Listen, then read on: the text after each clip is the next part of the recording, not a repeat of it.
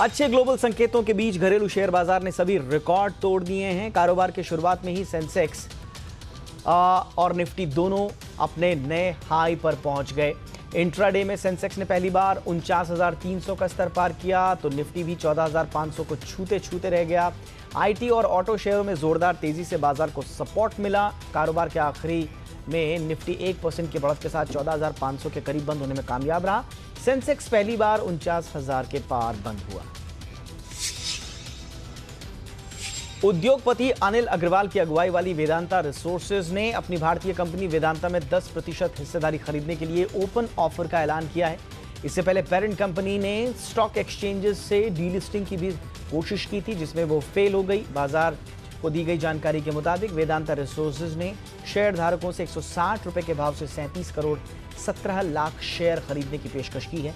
इस रेट पर यह पेशकश 5,948 करोड़ रुपए की है।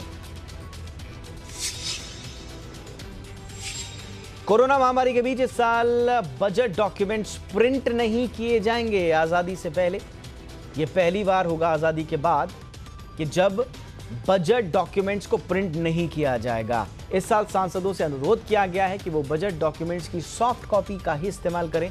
खबरों के मुताबिक यह फैसला प्रिंटिंग प्रोसेस के दौरान कोरोना संक्रमण से बचने के लिए लिया गया है। हर साल बजट प्रिंटिंग से पहले वित्त मंत्रालय हलवा सेरेमनी का आयोजन करता है।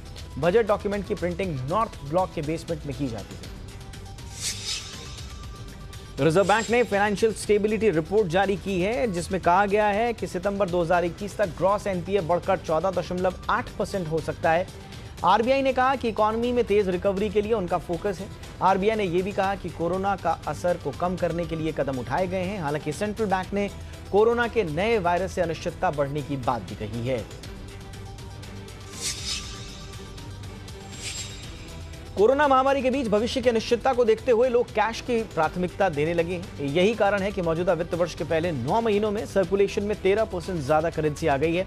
आरबीआई के ताजा डेटा के मुताबिक 1 जनवरी 2021 को सर्कुलेशन में करीब 28 लाख करोड़ रुपए की करेंसी थी, जबकि 31 मार्च 2020 को 24 लाख करोड़ रुपए की करेंसी सर्कुलेशन में थी। एक साल पहले समान अवधि में सर्कुलेशन में आई करेंसी में 6% की ग्रोथ रही।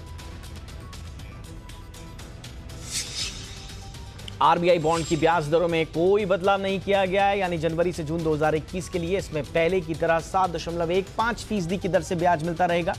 सरकार हर 6 महीने पर आरबीआई बॉन्ड्स के इंटरेस्ट रेट्स की घोषणा करती है। बॉन्ड्स में निवेश की अधिकतम सीमा नहीं है। न्यूनतम निवेश 1,000 रुपए से शुरू होता है। उसके बाद 1,000 रुपए के गुणकों में निवेश किया जा सकता है। बॉन्ड जारी करने की तारीख से जब तक 7 साल पूरे नहीं हो जाते, आप इसमें से पैसा नहीं निकाल सकेंगे। अगर आपका recurring deposit account post office में है तो आपको इसमें पैसा जमा करने के लिए पोस्ट ऑफिस जाने की जरूरत नहीं पड़ेगी। आप India post payments bank app के माध्यम से पोस्ट ऑफिस आरडी में ऑनलाइन पैसा जमा कर सकते हैं। आपकी मासिक किस्त को इस ऐप के माध्यम से ऑनलाइन अपने आरडी खाते में ट्रांसफर किया जा सकता है। पोस्ट ऑफिस के आरडी स्कीम में आप मिनिमम 100 रुपए हर महीने निवेश कर सकते हैं। इससे ज्यादा जो है 10 के मल्टीपल में आप कोई भी रकम जमा करा सकते हैं। मैक्सिमम जमा राशि की कोई लिमिट नहीं।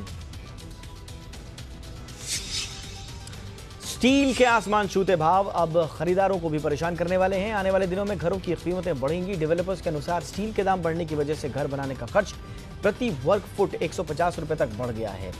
इससे 1000 स्क्वायर फीट के घर की कीमत 1.5 लाख रुपए तक बढ़ सकती है। बीते 1 साल के दौरान मुंबई में स्टील का थोक भाव 55% बढ़कर 58,000 रुपए प्रति टन पर पहुंच गया है।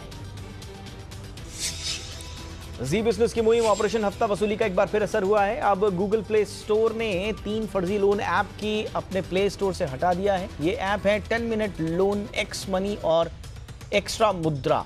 जी बिजनेस ने अपने खास शो ऑपरेशन हफ्ता वसूली में फर्जी ऐप कंपनियों के खिलाफ बड़ी मुहिम चलाई थी, जिसके बाद आरबीआई समेत तमाम एजेंसियों ने एक्शन लिया। अब गूगल ने भी ऐसी फर्जी लोन ऐप्स के खिलाफ एक्शन लेना शुरू कर दिया है। साउथ कोरिया के अखबार ने दावा किया है कि एप्पल और ह्यूंडई मिलकर इलेक्ट्रिक कार बनाएंगी। अखबार के मुताबिक इसके लिए एप्पल साउथ कोरिया की Hyundai मोटर्स के साथ साझेदारी पर सहमत हो गई है। दोनों कंपनियां इस साल मार्च तक एक समझौते पर हस्ताक्षर करेंगी। दोनों कंपनियों का जॉइंट वेंचर 2024 में अमेरिका से इलेक्ट्रिक कारों का उत्पादन शुरू कर सकता है। ये रिपोर्ट Hyundai मोटर के उस बयान के बाद आई है जिसमें Hyundai ने कहा था कि इलेक्ट्रिक कार बनाने को लेकर उसकी एप्पल के साथ प्रारंभिक स्तर की बातचीत चल रही है।